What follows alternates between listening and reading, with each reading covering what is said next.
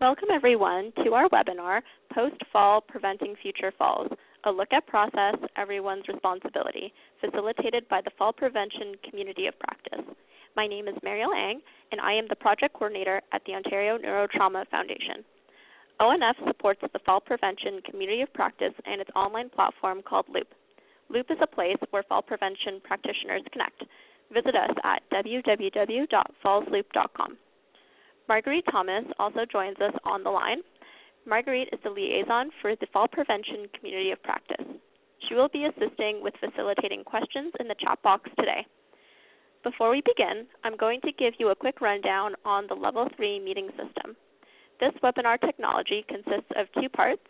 The audio is provided through a telephone conference line, and the visuals are provided through a web platform. The phone number for the conference line and the link to the web platform were sent to you by email after you registered for the webinar through Level 3. If you have any questions about the technology at any time during this presentation, please type them into the chat box on the left-hand side of your screen. Alternatively, you can email me at mariel.ang@onf.org. I will work with you to resolve technical issues as soon as possible. This webinar will contain opportunities for participation. There will be online polls throughout the presentation, which you can answer directly on your screen, a question and answer period at the end, and there will also be a video embedded in the webinar platform. This video will have audio, so please remember to set your computer speaker's volume accordingly. There will also be a volume adjustment setting once the video is being played, and so you may have to adjust these settings as well. If you have topic-related questions during the presentation, please type them into the chat box. During the Q&A session, the questions will be read out loud to the group. If you would prefer to ask your question over the phone, we'll provide the instructions to unmute your line. The webinar is being recorded, and a YouTube link will be sent to all participants in about 1 week along with the presentation slides. I would like to now introduce our presenter, Daphne Kemp. Daphne has been the Fall Reduction and Injury Prevention Coordinator for the Saskatchewan Health Authority since 2011. Since she is the regional resource as a safety specialist and health educator providing support to the 30 long-term care homes, the acute care sites, and community throughout the region. Daphne is a member of an extensive list of fall reduction advisory committees and has been instrumental in the implementation of numerous fall prevention projects, programs, resources that exist today. Daphne collaborates in fall prevention research, reviews critical incidents from falls, provides education to staff, students, families, and communities, and provides support to areas experiencing increased falls. Daphne is a social worker by profession with a passion for the safety and quality of life of older adults. Her goal is to empower others in creating a safety culture that embeds fall prevention in everything we do based in best practice, dignity of risk, and client-centered care. And so without further ado, please take it away, Daphne. Good morning, everyone, and thank you for taking the time out of your busy Fall Prevention Month activities and spending some time with me this morning. Today I'm speaking on a topic that I'm truly passionate about, both personally and professionally. Some of you may have heard me speak previously and know that my grandma had vascular dementia, and I was her caregiver and advocate, and she died from consequences of a fall. My father experienced multiple falls in end of life, and I too have experienced the pain of falling, sustaining a broken tailbone, and have had the devastating impacts of falls in my former position in long-term care and over the last 11 years in this role. My position, like Mariel said, is based out of the former Saskatoon Health Region, which is part of this newly formed Saskatchewan Health Authority, and I'm based out of Seniors Health and Continuing Care. As part of my many roles in this position, I've had the opportunity to do consults in the homes based on standard work, as well as review critical incidences. I use the data and the information, the assessments, falls reports, and the reporting system information in all of my follow-ups and in my recommendations. So it's some of my experiences that I hope to share with you today. So what will we be discussing today? Before jumping right into the post-fall processes, I do believe it's important to go back to the basics and set some foundations as our work for preventing falls is ongoing. We have to set the stage for safety from what we call here in former Saskatchewan, Saskatoon Health Region is move-in. Others call it admissions. So we need to set that back to the basics. We need to discuss sort of the processes in regards to our resident-specific assessments to identify the risk factors. The identification of risk factors for falling for that resident in their own home environment, both pre and post-fall. We'll also discuss how we then can care plan and implement the interventions. And part of that piece that is huge is how we communicate to the entire team, involving who is involved in this process for both fall prevention and injury reduction. We'll then look at the post-fall, including a look at the data and evaluation in our processes that support fall prevention and injury reduction. We really want to make sure that our interventions are specific to the resident and keeping in mind that fall prevention work needs to be immersed and related to everything that we do. Before we get started, though, it would be great for me to know who's all on the line today. So we want to make sure that we're doing a polling question. So I want to know who's all working in long-term care today. That's going to be my first polling question.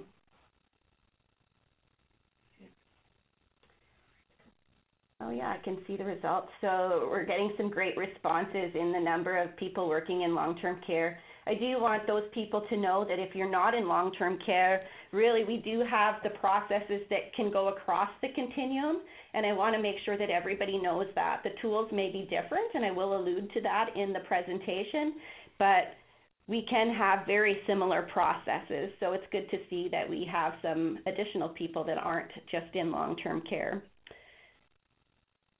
I know that we obviously all have a vested interest in long-term care.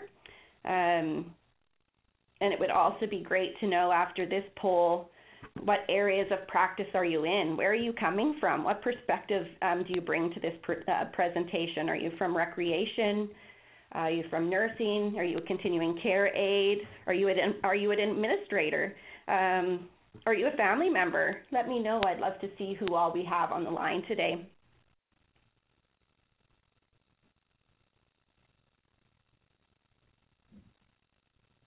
That's great. I'm seeing a lot of allied health professionals on the call today, which is great. I'll look forward to having some interactions with you a little bit later. We do know that fall prevention is very interprofessional and it's not one discipline specific. So it's great to see so many people from different areas on the line today.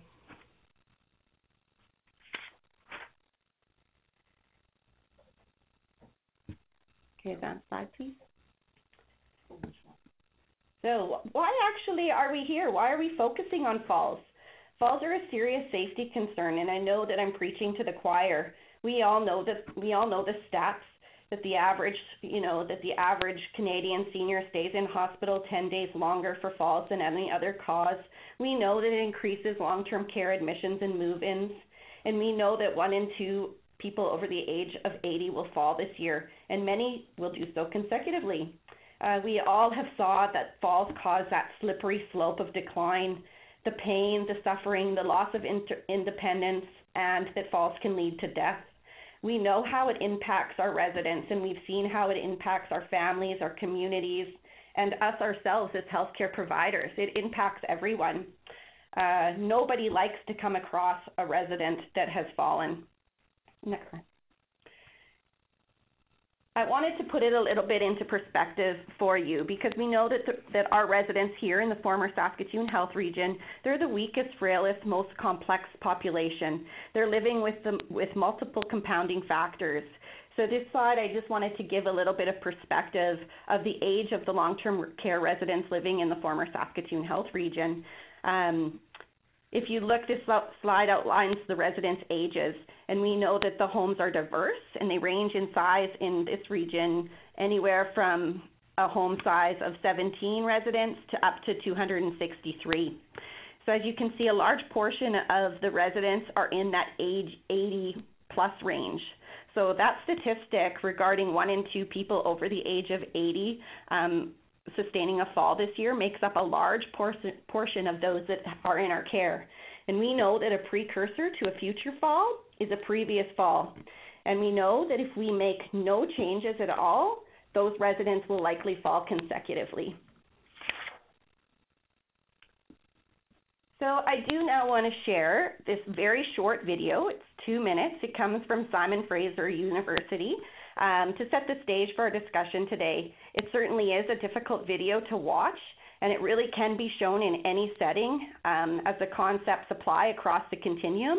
I do want you to know, too, that there is also many more videos here at Simon Fraser University and their TIPS program, and so I do urge you to check them out.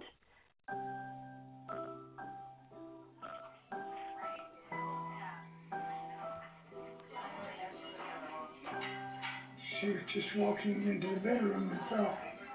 The ambulance paramedic said she's got a broken hip. And that was the start of it. Everybody falls sometimes. It's a very big thing with older people falling. It's one of the worst things that can happen.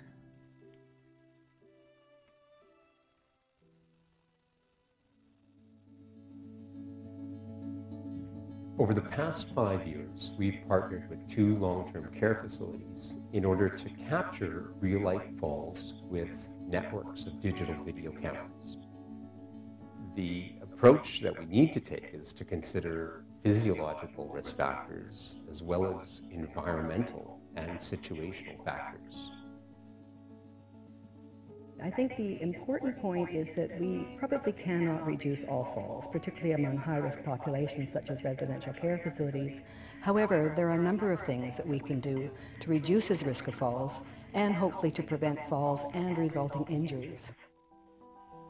We believe in the concept called hugs, not drugs. Look at the whole person and see what they can do during the day instead of giving this medication to calm them down or to settle them down. Keeping calm and always being very patient with your residents. And tell them they can do it, not tell them they can't do it. You know, they need encouragement. And just be with them and make them feel comfortable. That's the main thing.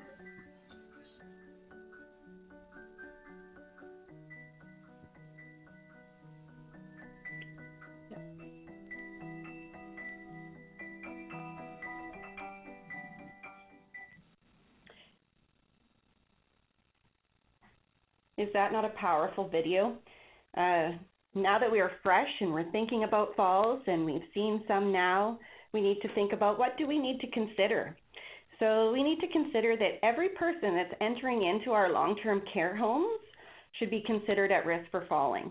For sure, yes, there's probably some people shaking their heads and thinking, well, not everybody. Of course, there is some exceptions to that rule.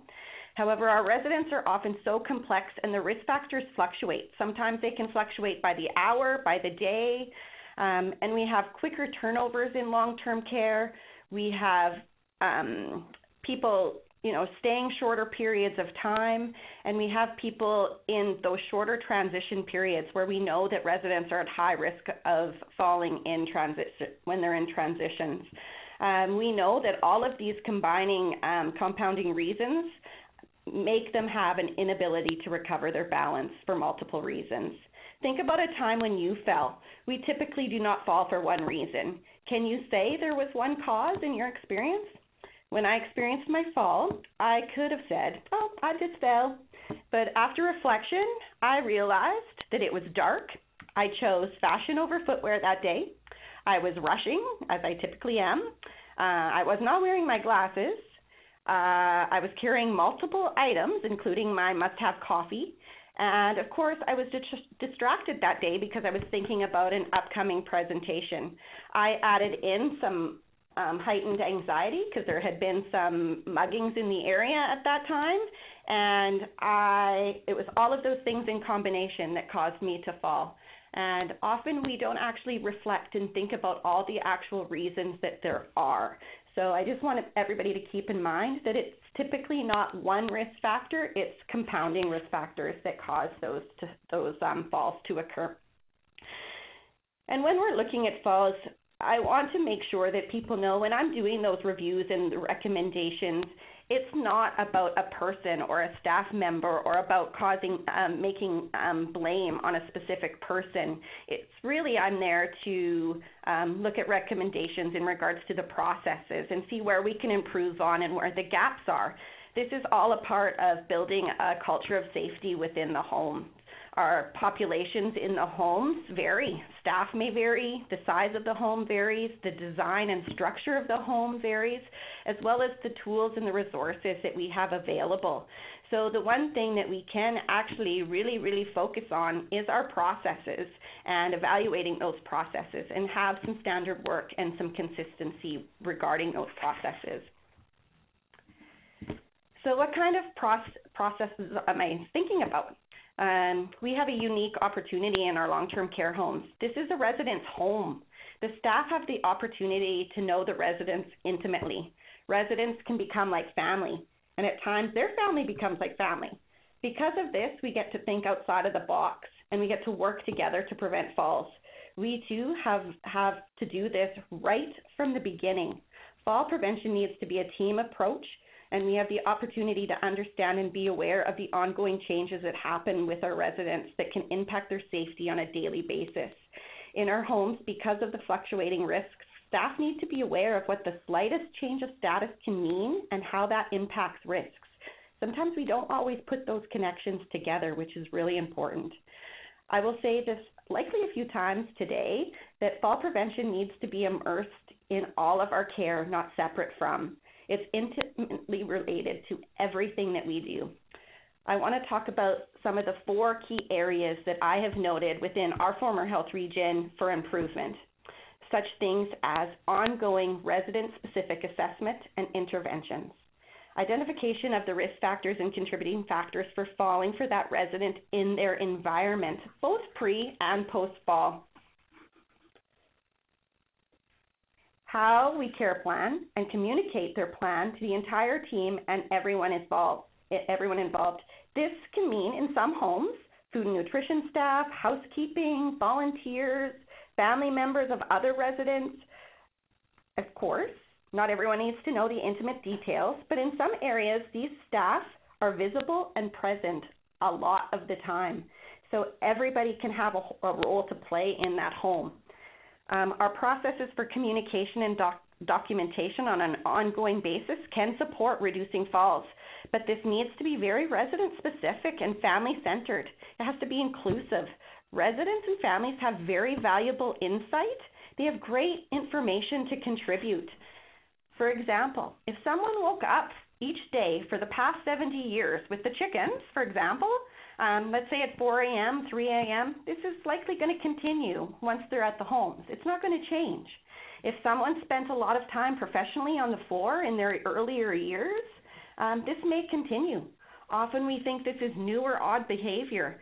If someone is constantly found on the floor and we repeatedly keep picking these people up 3 or 4 times a night, have we actually had conversations with the resident and the family about historic information? Have we discussed options for them to try, such as maybe setting the resident up on the floor comfortably? Have we actually root caused why they're actually on the floor?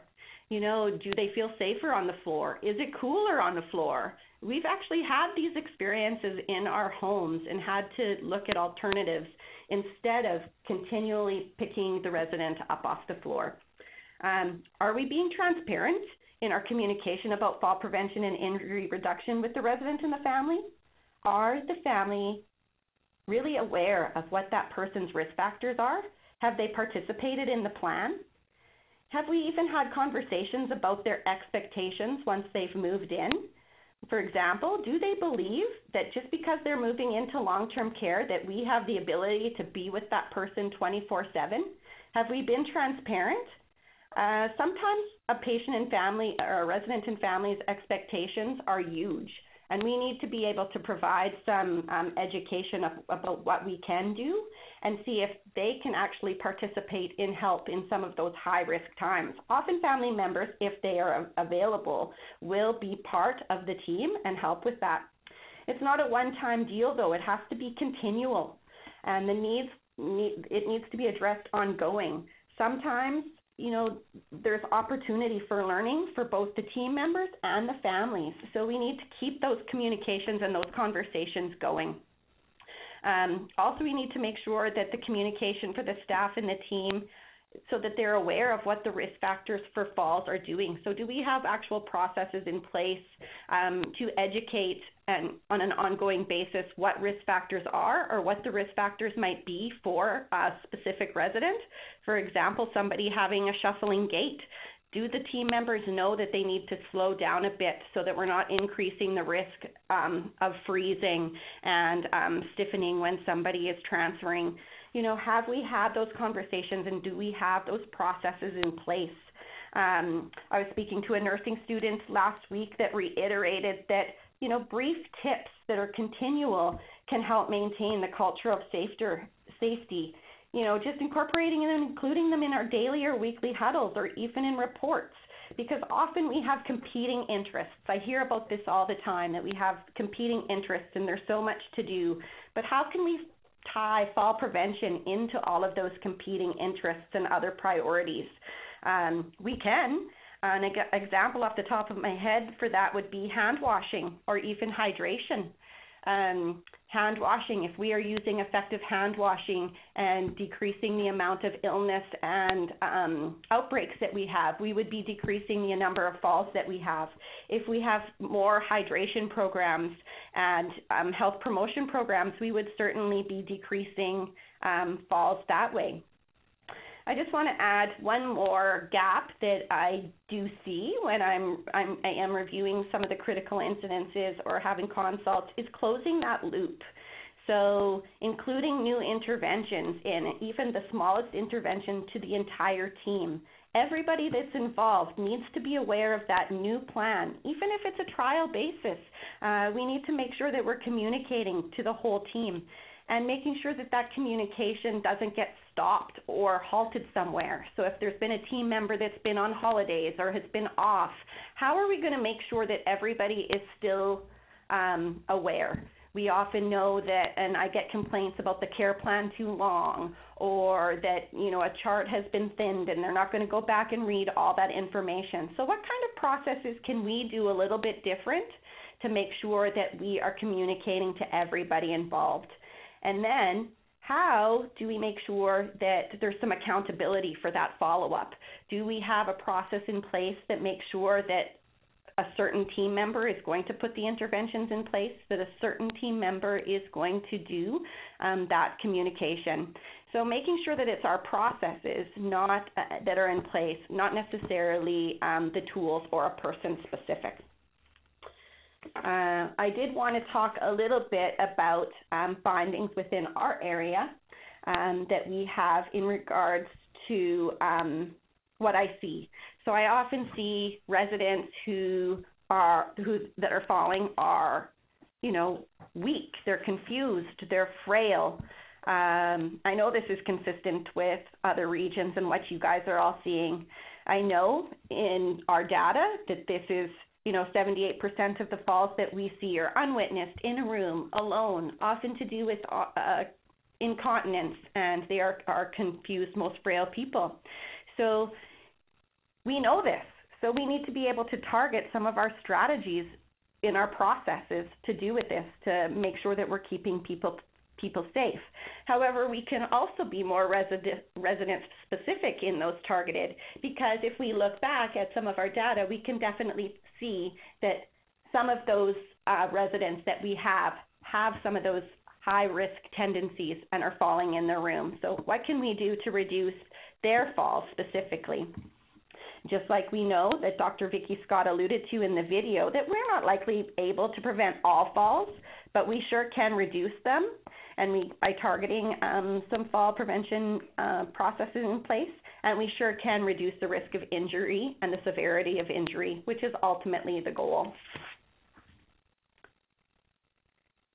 In our region, so speaking about fall prevention processes, we do use the fall prevention reduction intervention model as outlined in the new best practice guidelines from RNAO and the Safer Healthcare Now strategies.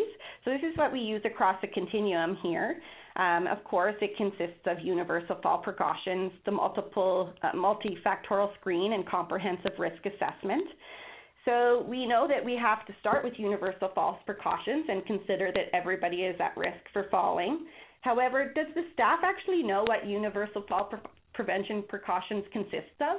If I came to your home today and spoke to the staff and did an audit on universal fall precautions in place, would they actually be able to tell me what those consist of? I'm just throwing that out there because I have actually experienced this recently where people couldn't speak this back. So it's something just to consider as a reminder to look into. The next part of the strategy and our process is making sure that all residents are screened and have even further than that, having a more comprehensive risk assessment. And I like to refer to the comprehensive assessment as more of a holistic assessment because we know that there's not one tool that can identify all of the 400 risk factors that there are, nor is there one discipline or one team member that can identify all of a resident's risk factors. We have to be holistic, and it has to be very team orientated. So just making sure that we have some standard work and some processes and some role accountability so that everybody is part of that assessment. We do have myths in our health region, which I'm very sure it happens across the country. Some of the myths that I've come across in the environment, because we're supposed to have an environment and a safety culture, and it can vary from home to home, but part of the things that I see, or part of the pieces, is looking at their team and what their knowledge is in regarding fall prevention and injury reduction, as well as their awareness of the processes, and it includes their perceptions and their ideologies. So in my travels, I've experienced a number of entrenched ideologies and myths. So, you know, people do not just fall because they're older. Advanced age certainly is a contributing factor. However, it is the set of conditions associated with aging, not aging itself, that causes us to fall. How many have you guys fallen? I know that I don't have this as a poll question, but I am throwing that out there. How many have had a family member that's been injured from a fall? My experience tells me that the percentage of this would be very, very high. And we know that the risks for falling do increase when we age, but just based on my experience, knowing that a number of you would have raised your hand to that poll question, it just sort of reiterates the fact that we all fall, and we don't just fall because we're older. Often people will say we can't prevent falls. We can only prevent injuries. People say that we have to restrain people to keep them safe. But we know the risks of sedentary behavior and the harm that restraints can cause. And we know that restraints aren't intended for long-term care, long-term use. We know that we need to keep people as active physically and socially as possible.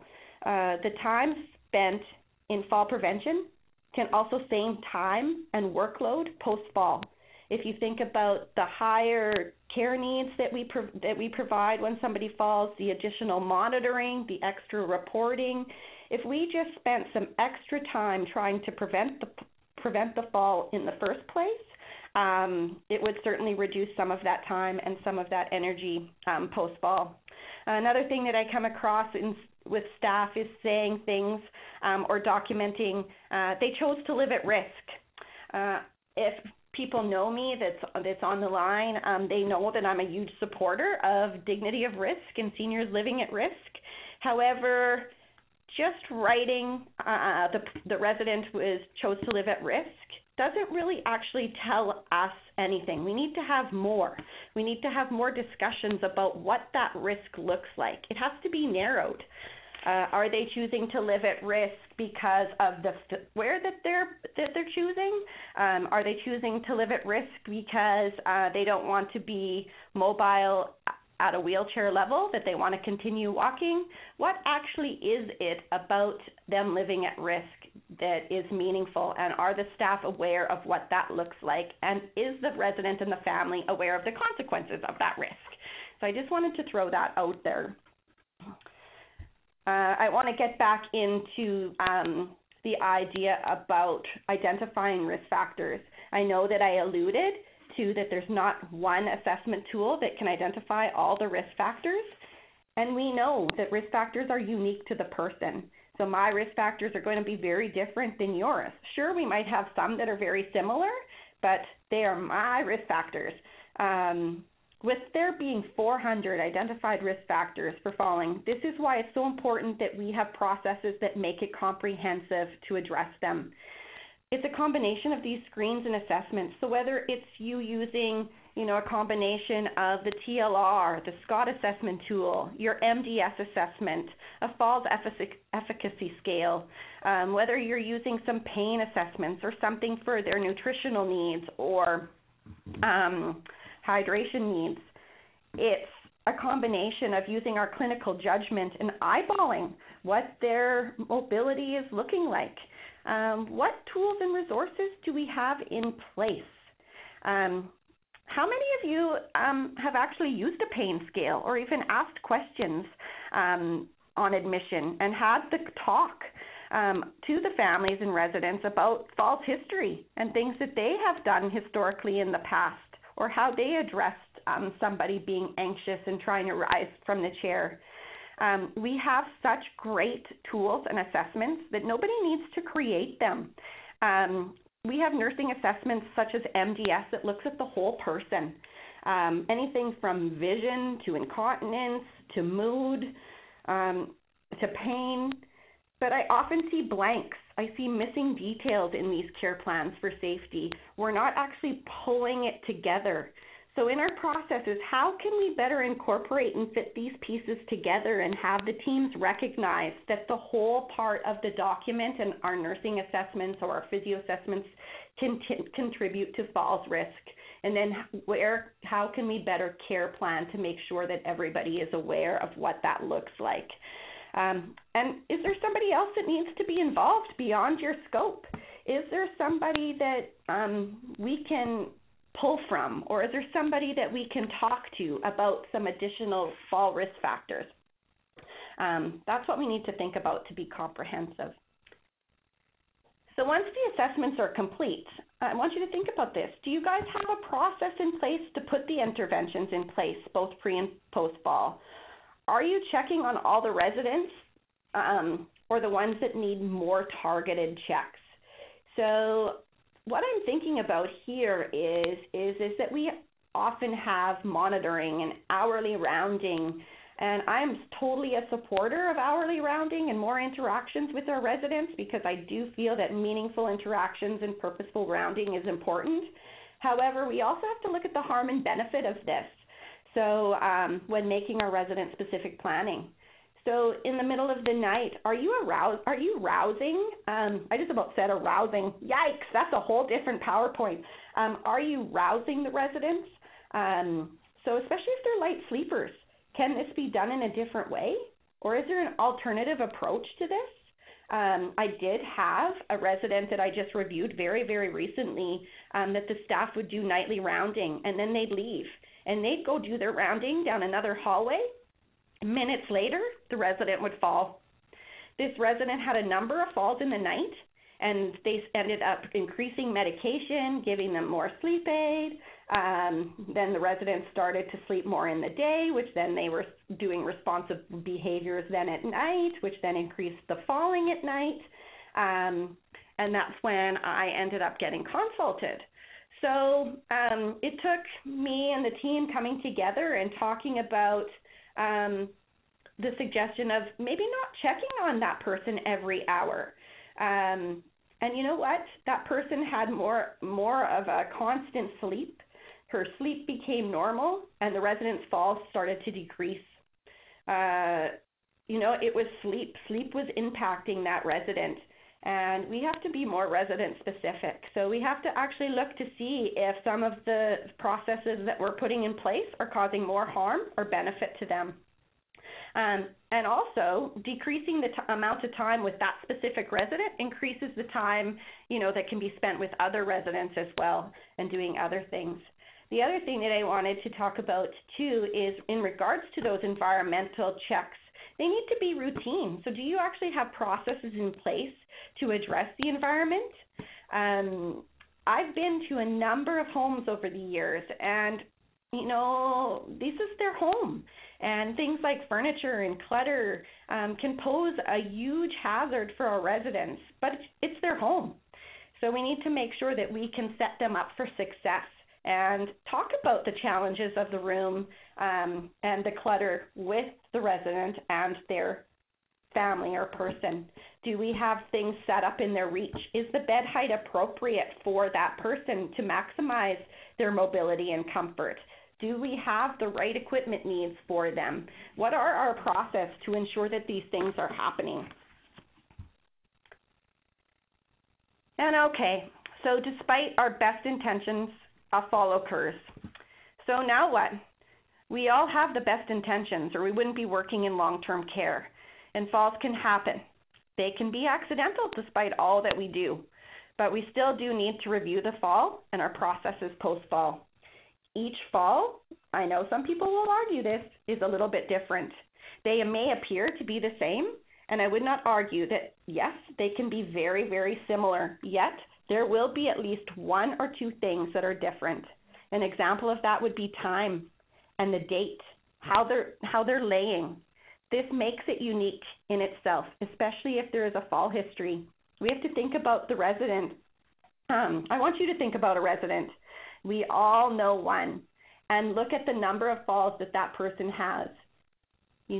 There is at least one or two things I bet that you can think about that are a little tiny bit different. People that have those consecutive falls and those multiple falls, I often see that the fall records and the reporting say exactly the same thing. And so we need to be able to make one change, anything at all. Sometimes it takes the most minute thing to make a huge difference. And also not doing that thorough review and assuming that there is no harm can be a huge challenge. So often I like to, in my presentations, talk about experiences and I just make up names. So we may presume that Ted placed himself on the floor, because we do have those residents that place themselves on the floor and they may not have any injury as they have done many, many, many times in the past. However, the one time that we don't do anything and that we just presume that he is okay, he may have hit his head. It may not be visible. He may not be able to express this, and we may not notice because we didn't do that sort of thorough post-fall intimate review. Hours later, Ted becomes lethargic. He then becomes unresponsive, and he passes away. We honestly cannot presume. I've seen this time and time again. We have to make sure that we're doing those post-fall processes. So now I'm presuming that everybody that is on the call today has processes in place post-fall. So whether that be a post-fall pathway, a post-fall record, a post-fall reporting line, I'm sure that we all have those in place.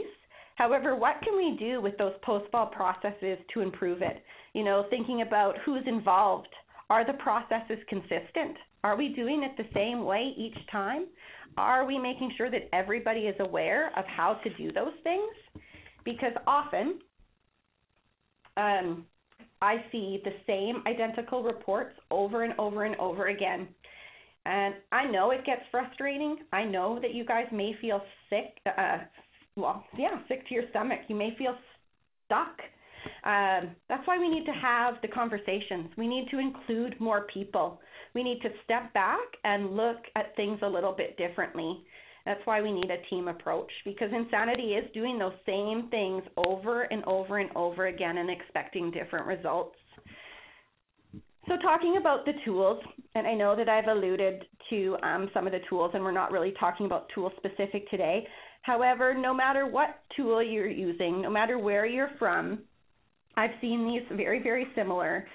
This is one tool as part of the process, is making sure that we have a pathway and protocols and basic procedures that everybody can follow.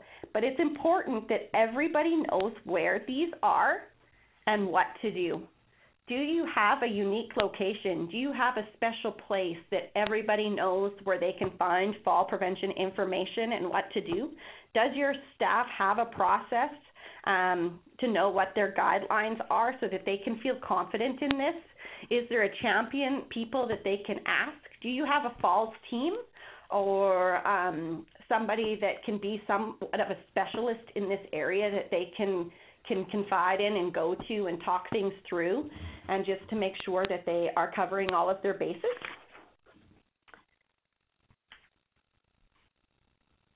So I'm looking at right now a fall record. You know, these I've come across a lot fall records in my past. So whether it's an electronic or a paper version, regardless of what your tool looks like, I really want to focus in regards to the process of making sure that it's a detailed report. So making sure the more that it's completed, the better that is for the follow-up, for the managers to review, for the falls team to review, for the post-fall huddles that are going to take place. These post-fall records can tell a story. It can show unique patterns. It shows what has been tried historically and what has not. And like I said earlier, it may appear that it's the same, but when I look at these falls records and look at the patterns and the consistencies, there are things that are a little bit differently. For example, pain. Was the person, you know, having something brewing? We have to be like detectives with these reports. If I come upon a home that has multiple fall records, even if they say something that is very the same in 10 of the reports, I can typically pick out things that are different. So I want you guys to be conscious of that in regards to our process and making sure that we are making these reports detailed. So preventing, like I said, preventing consecutive falls, it's tricky. I know. We get defeated. We feel like we've done everything, and I have alluded that, you know, try and get more people involved. What works for one person may not work for another person. What may have not worked before may actually work now as somebody is changing. It's great to have huddles and talks in order to do that root cause as part of your processes. You know, when we're doing that root cause and we're asking the 5 whys and we're really doing that digging, we have to look at the person and the person in environment. So we're looking at the person and their inherent risk factors, but also what's going on at the home. You know, was it a weekend? Was it a time when there was not the same sort of consistent staff on? Has there been some new staff recently? You know, was the fall, your high fall times happening when there was a scheduling change? Are staffing on breaks at that time? Is there something that we can do differently during that high risk fall time for that resident?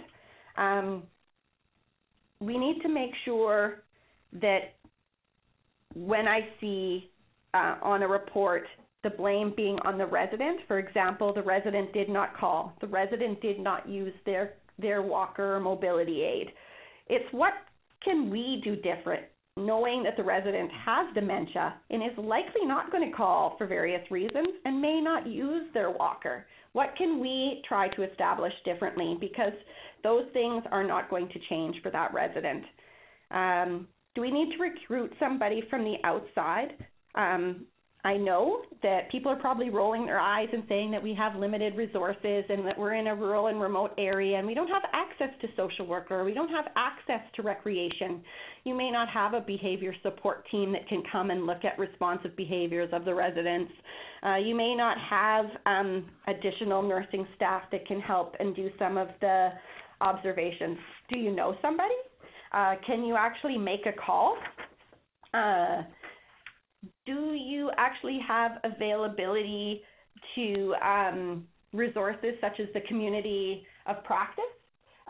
We can network and have great colleagues across the nation in such things like Loop, that we can actually try to brainstorm some of our challenges right here now. The internet is a wonderful thing. So we need to be able to use those resources when we have a lack of resources. We just need to make sure that everybody is aware that they're available. So what other kinds of things do we want to know? So time of day, the circumstances of the fall. What were the patterns? Had they slept? Can we change their bedtime? Are we putting residents to bed, you know, at 6 p.m. at night? Are we being resident directed in that? You know, what time are we getting them up for breakfast? You know, has that changed? What would they like? How can we be more resident-centered that can help address safety?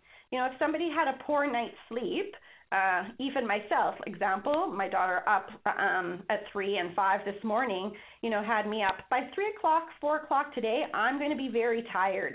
You know, some of our residents that have a poor night's sleep, you add in that they are more confused, they're impulsive. As the day goes on, they become more tired and weak. Maybe we need to be targeting, you know, our fall prevention measures during their high-risk times. You know, do they have something brewing? Is the home, like I said earlier, in outbreak? Had they missed a few meals and they've had a decrease in appetite recently that's made them weaker? Perhaps they have something going on with their mouth. Yeah, has there been a change in mood? You know, does somebody seem to be more depressed or more anxious lately? Maybe they experienced a fall or a loss recently. Yeah, what can we do? Are they experiencing some more pain and stiffness that might be contributing to our fall? This is a really great opportunity for us to be able to look at how to reduce some of those times and do more targeted post-fall. Just in regards to Huddles and the guidelines, and this is an example of a Huddle guide with some ideas highlighted for you. You know, including the resident and the family member when possible, and including as many people that we can have at that huddle. If we can't have everybody there immediately after a fall, I recognize that sometimes there's weekends and staffing is limited, and so we still do need to have a little bit of a huddle and some brainstorming on what we can do to immediately keep that resident safe until we can have a larger huddle planned. Do we have it outlined? Is everybody going to ensure and know what that process is? Is it going to be communicated broadly so that all staff are aware that the resident has had a fall? Is it meaningful to the staff? Have we communicated it in a way and not just said they've had a fall? A lot of the huddles that I see, you know, will have the number of falls on a huddle, or it'll have that the person fell, but it doesn't actually have meaningful information in those huddle guidelines. What are we going to do? Can we change their dietary needs? Are we going to inquire about seeing a pain specialist? Are we going to get them to the dentist? Maybe we need to have their vision checked. What are we going to do? So we need to make sure that following these huddle guidelines, that we actually have a plan and somebody to put that plan in place. That's process. That's nothing to do with tools, but we need to make sure that we have those processes in place, and be resourceful. Think outside of the box. Sometimes it's something very, very, sometimes it's very creative. I just want to share one quick example. I have a home that I see quite frequently here in Saskatoon that I love the opportunity to go there and brainstorm. And I went to a consult at this home, And I really do think that the staff are the experts. I just like to go and facilitate and be that extra eye. But when I was visiting this home, this wonderful resident had such a strong history of falls and fiercely independent. And the home did such a great job in looking at the times and the patterns and trying to make sure that he was the safest that he could be. But when we were talking, we found out that he loves his coffee. It's one of the best things about his day is having coffee. So of course the staff, feeding on that, were treating him with coffee. And they were stopping at Timmy's and bringing him coffee on their shift change. And so it ended up that they weren't communicating to each other, that they were all bringing him coffee. And so he started having an increased number of falls in the early evening when he was alone and unwitnessed in his room. And of course, it was to do with toileting. So they were actually meaning and had the greatest intentions, but he was also weaker later on in the day because he'd been walking all day. And so it never tweaked until we started having the conversations that we needed to decrease some of that coffee intake and switch it to decaf versus actually caffeinated, and change the size of the cup that he was having and what we could do to eliminate some of those risks. We're not going to eliminate all of his risks, but this was one example of how we could think outside of the box and create some change, and that's for a resident. I have talked about the importance of communicating to the team and the family ongoing. This does not stop. It has to be embedded in all of our processes. One piece of communication in the homes that I see that we've sort of moved away from here based on feedback from seniors themselves is how we communicate a resident with higher risk of falling. Historically, places we had falling stars, falling leaves, stoplights on doors, stuck on walkers. In long-term care, those could be on every single door. What we really need to know is what the plan is. What makes that resident at risk? I think that it's a great idea to have some sort of trigger and some sort of label and documentation that outlines somebody to be at more risk. But how could we do that in a more discreet, resident-centered manner that is more respectful of their home? For example, of that, let's say Ted gets constipated and he goes several days without having a BM, and he becomes restless and agitated, and after wandering all day, he becomes weak at night. So how does that trigger somebody to know that at nighttime he is at more risk and his falls happen between 7 and 10 at night? We need to be more specific in our communications and not just have, visibility things that say that they're high risk. What is it about that person that makes them at risk? The other thing is communicating and documentation, that we have to have streamlined processes. I've seen fantastic charting and I've seen fantastic plans, but who has access to those? Not all staff actually have access to the nursing progress notes. Not all staff in some places have access to the care plans. So we need to make sure that we're streamlining those processes so that everybody is aware of what the plan is and that that's updated. Each home is unique in their processes, so I can't dictate how you will do this, yet I have saw some great communication, and what I do know is that we need to be consistent and have things in a place where everybody is aware. I know that we have to also consider balancing risk and safety, and I have talked about that. We have to make sure that we're documenting the smallest change. I know in long-term care that we actually document by exception, but what does exception mean in long-term care? It may seem small and insignificant, but it can actually be huge. So we have to make sure that we are documenting and making sure that even the smallest thing can impact risk for that resident. I also want to make sure that we're setting the residents up for success. I know that I talked about universal fall precautions, and that part of universal fall precautions is considering the Ps. The Ps can be 3 Ps, it can be 4 Ps. If you think about it, consider how many Ps are part of prevention.